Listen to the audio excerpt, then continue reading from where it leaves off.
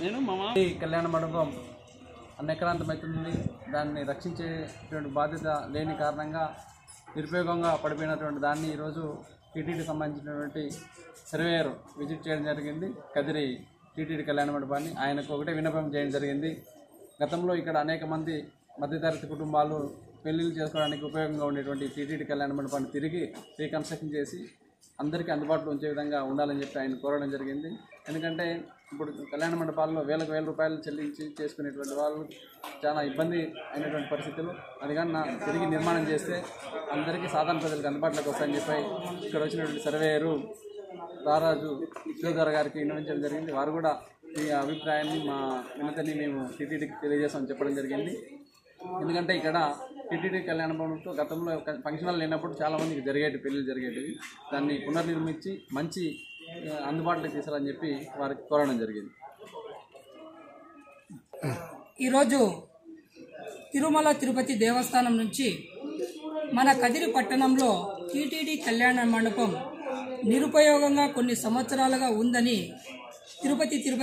తిరుమల తిరుపతి దేవస్థానం వారు సర్వేకి ఒక అధికారిని కేటాయించడం జరిగింది. అతను కూడా అక్కడ ఉన్నటువంటి ప్లేస్లో సందర్శించి ప్రస్తుతం టీటీడీకి సంబంధించినట్టు ఎంతవరకు అయితే ఒక నిర్దిష్టమైన స్థలం ఉంది అందులో ఉన్నటువంటి కళ్యాణ మండపాన్ని మొత్తం పరిశీలించడం జరిగింది. ఇది కళ్యాణ మండపంలో గత కొన్ని సంవత్సరాలుగా కేవలం నిర్వహణ లోపం కారణంగా అది ఇప్పుడు ప్రస్తుతం నిరుపయోగంగా ఉంది. దాన్ని తిరుమల తిరుపతి దేవస్థానం వారు అభివృద్ధి పరిచి హిందూ సాంప్రదాయాల ప్రకారం అక్కడ వచ్చి పెళ్లిళ్ళు చేసుకునే నిరుపేదలకు సైతం అక్కడ వివాహాలు జరిపే విధంగా చర్యలు చేపట్టాలని, అట్లే వచ్చే భక్తులకు ఇబ్బందులు ఏమీ కలగకుండా పార్కింగ్ సదుపాయం మరియు గదులను కూడా కేటాయిస్తే కదిరి పట్టణ ప్రజలు కూడా సంతోషిస్తారు. అంతేకాకుండా నవనారసింహస్వామి క్షేత్రాలలో అత్యంత ప్రసిద్ధ పుణ్యక్షేత్రం శ్రీమద్ కదిరి లక్ష్మీ నరసింహస్వామి వారి క్షేత్రం. ఈ క్షేత్రానికి ప్రతి రోజు పక్క రాష్ట్రాలు అయినటువంటి కర్ణాటక, తమిళనాడు, తెలంగాణ వంటి రాష్ట్రాల నుంచి భక్తులు క్రమేపీ పెరుగుతున్నారు.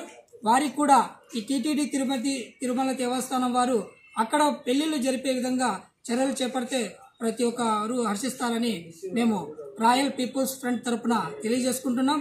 అదేవిధంగా ఈ తిరుమల తిరుపతి దేవస్థానానికి సంబంధించినటువంటి కళ్యాణ మండపం అన్యాక్రాంతం కాకుండా ఒక నిర్దిష్టమైన వాల్ను కూడా నిర్మించి దాన్ని పరిరక్షించి వచ్చే వారికి పెళ్లిళ్ళు చేసుకునేటట్లా చర్యలు చేపడితే దానికి సంబంధించినటువంటి అధికారికి కూడా మేము రాయల్ పీపుల్స్ ఫ్రంట్ తరఫున ఒక వినతి పత్రం అందించడం జరిగింది. దానికి పెద్దలు మా సేవా భారతి నుంచి మన శరత్ కుమార్ రెడ్డి అన్న గారు, మిత్రుడు మా తమ్ముడు సాయి మరియు మా చంద్రన్న కూడా సహకరించినందుకు వారికి పేరు పేరున కృతజ్ఞతలు తెలియజేసుకుంటున్నాను.